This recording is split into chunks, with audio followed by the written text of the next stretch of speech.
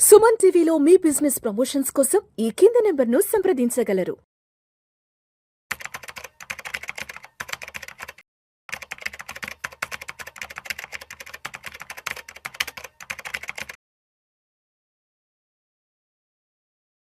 అనిల్ గారు నమస్తే సార్. నమస్తే విష్ణు గారు.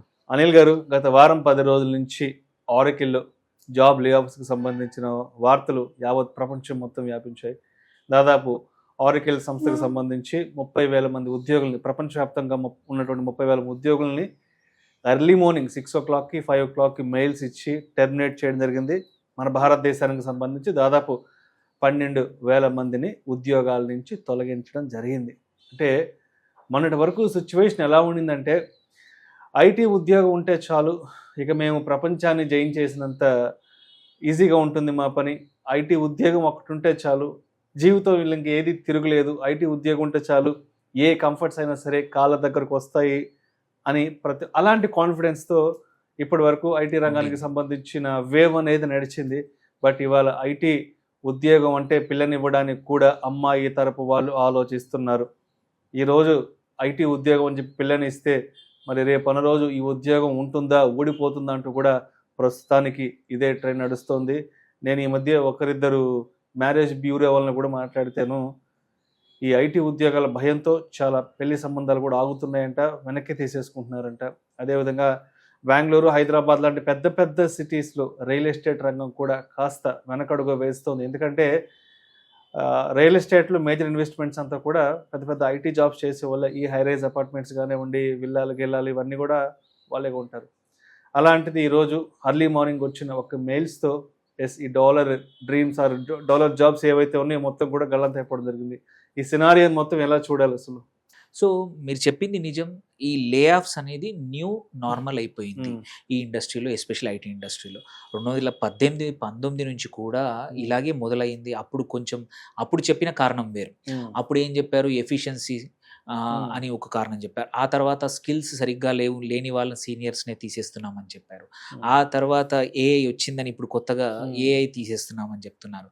ఇన్ ద ఎండ్ ఒక్కటి రియాలిటీ ఏంటంటే, 35-40 ఏజ్ నీకు వచ్చింది అంటే నీ ఐటీ జాబ్ సెక్యూర్గా ఉంటుందనే నమ్మకం మాత్రం ఉద్యోగస్తులకి పోయింది. అంటే 10-15 సంవత్సరాల ఎక్స్పీరియన్స్ తర్వాత నువ్వు కంపెనీకి అనేది భారం అయిపోతున్నావు. నీ శాలరీ కంపెనీకి భారం అయిపోతుంది. నీ బదులు 2 ఫ్రెషర్స్ని పెట్టుకోవచ్చు, 3 పెట్టుకోవచ్చు అనే మెంటాలిటీ ఒకవైపు నుంచి. సైమల్టేనియస్గా ఇప్పుడు ఏంటంటే ఉద్యోగాలు తీసేయడానికి కావాల్సింది వాళ్ళకు ఒక బూచీ కావాలి, ఒక భయం కావాలి, ఒక కారణం కావాలి.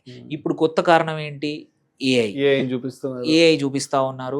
ఏఐతో మనకి అంతగా అవసరం ఉండకపోవచ్చు. మన కొత్త ఏఐ ప్రాజెక్ట్స్ ఉన్నాయి. మ్యాన్ పవర్ అవసరం లేదు, అంత మెషిన్ మ్యాన్ పవర్ అవసరం ఉన్నా మీ దగ్గర ఆ స్కిల్ లేదు. సో కొత్తగా కావాల్సిన స్కిల్స్ లేవు, ఇంప్లిమెంటేషన్కి మీరు సరిపోరు అనే 100 కారణాలు, అంటే రకరకాల కారణాలతో కంపెనీస్ చేస్తున్నాయి. ఈ కేసులో వెరీ పెక్యులర్ ఏంటంటే, ఎటువంటి అడ్వాన్స్ నోటీస్ ఏమి ఇవ్వకుండా అర్లీ మార్నింగ్ 6 o'clockకి అందరికీ మెయిల్ పంపించారు. జస్ట్ మెయిల్ ద్వారా. అది కూడా 30,000 ప్రపంచవ్యాప్తంగా. ఇండియాలో 12,000 మందికి. మంచి reputed company, profitable company. Important ఏంటంటే నష్టాల్లో లేదు. నష్టాల్లో ఉన్నప్పుడు తీసేస్తే అట్లీస్ట్ కొంచెం అర్థం చేసుకోవడానికి ఒక పద్ధతి ఉంటుంది.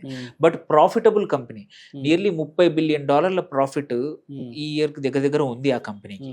అలాంటప్పుడు 30,000 మందిని తీయాల్సిన అవసరం ఏంటనేది ఇంకొక సైడ్ నుంచి కూడా క్వశ్చన్ వస్తుంది.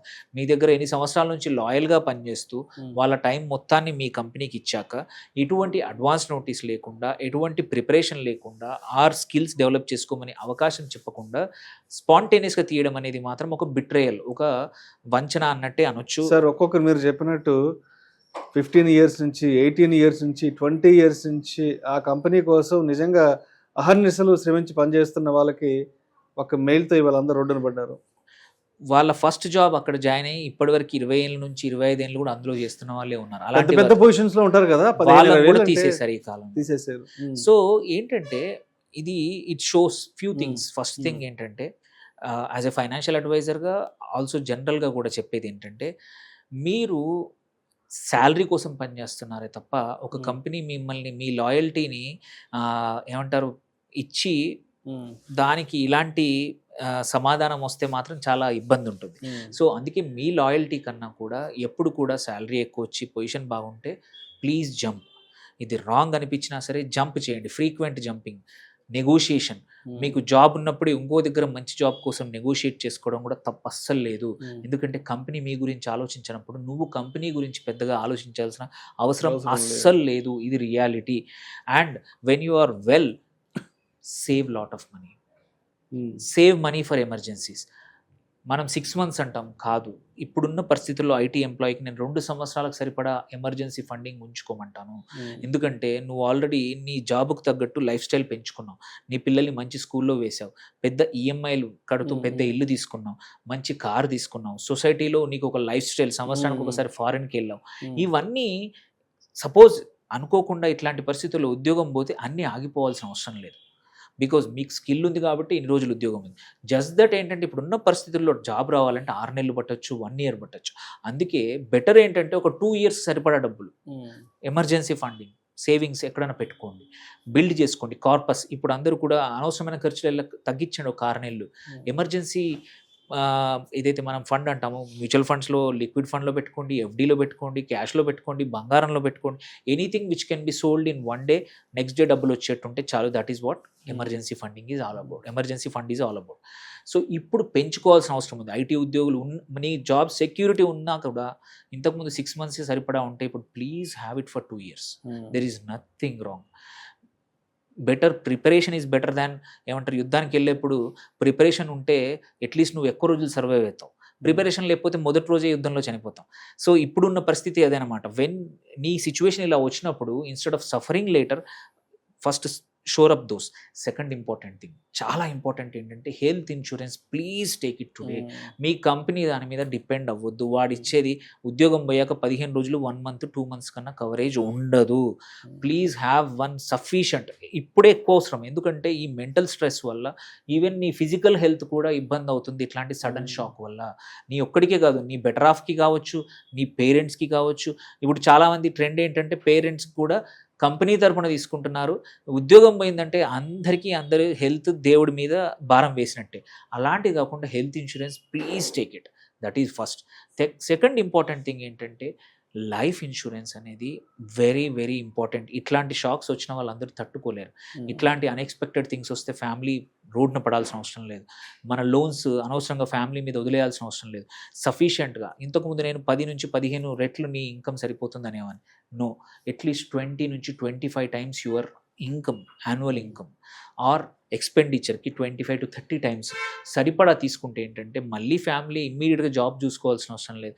ఇప్పుడు మీ బెటర్ ఆఫ్ వర్క్ ఇంట్లో ఉంటున్నారు, ఓకే, హౌస్ హస్బెండ్ హౌస్ వైఫ్గా ఉంటున్నారు.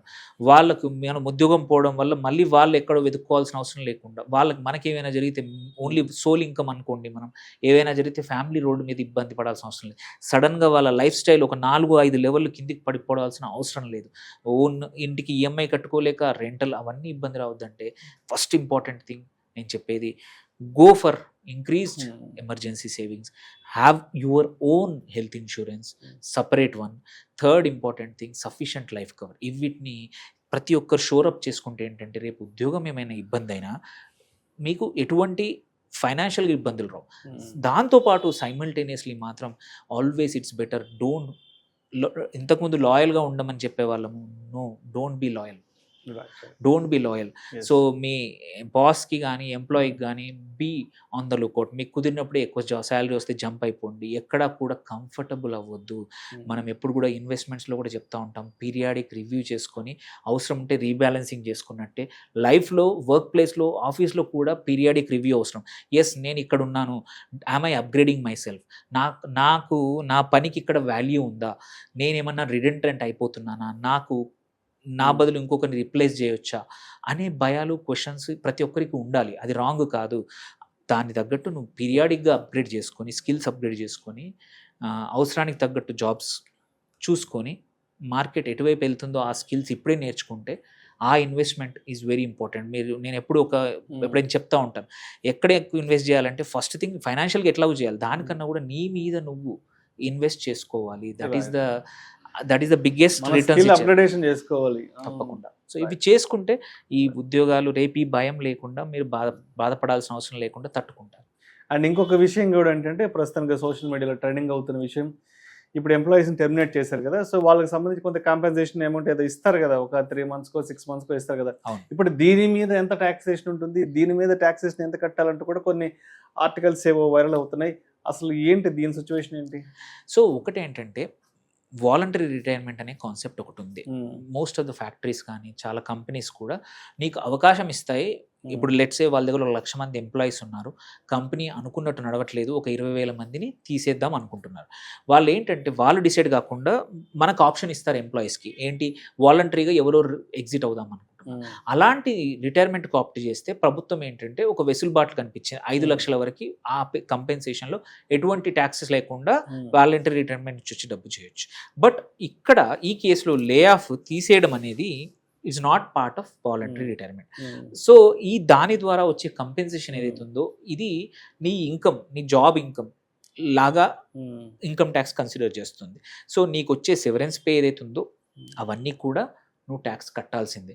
సో అది ఇబ్బంది అనిపించినా సరే ఏంటంటే it is part of a process. So companies కావాలంటే ఇట్లాంటి కంపెనీస్ కొంచెం ప్లాన్ చేసి ఇన్స్టెడ్ ఆఫ్ అంటే కంపెనీస్ దగ్గర ఉంది ఇది ట్యాక్స్ కట్టాలా లేదా అనేది, మీరు వర్క్ ప్లేస్లో మనుషులకు ఆఫర్ ఇవ్వండి. అట్లీస్ట్ ఇగో మేము 10% మెంబర్స్ని తీసేద్దాం అనుకుంటున్నాము, ఎవరెవరికి ఇంట్రెస్ట్ ఉందో అప్పుడు అట్లీస్ట్ ఏంటంటే ప్రిపరేషన్ ఉంటుంది. మేము ఇన్ని నెలల శాలరీ ఇస్తామని ఆప్షన్ ఇస్తే ఎవరికైతే చాయిస్ ఉందో, ఎవరైతే ఇంకో జాబ్ ఆఫర్ ఉందో వాళ్ళు వెళ్ళిపోయే అవకాశాలు ఉంటాయి. వచ్చిన డబ్బులు కూడా ట్యాక్స్ లేకుండా మేజర్ అమౌంట్ బయటపడవచ్చు అనమాట.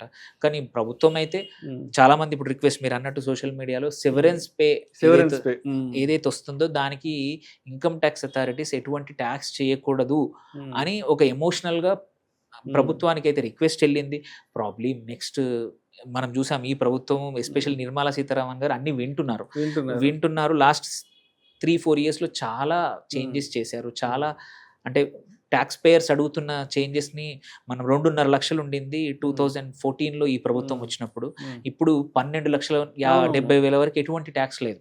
నియర్లీ 4-5 రెట్లు పెంచారు.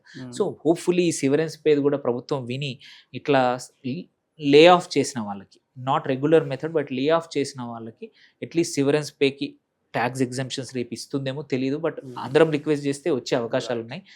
లెట్ దట్ ఆ టాపిక్ ట్రెండ్ చేస్తే మంచిది. Right sir. Thank you sir. Thank you so much. Thank you.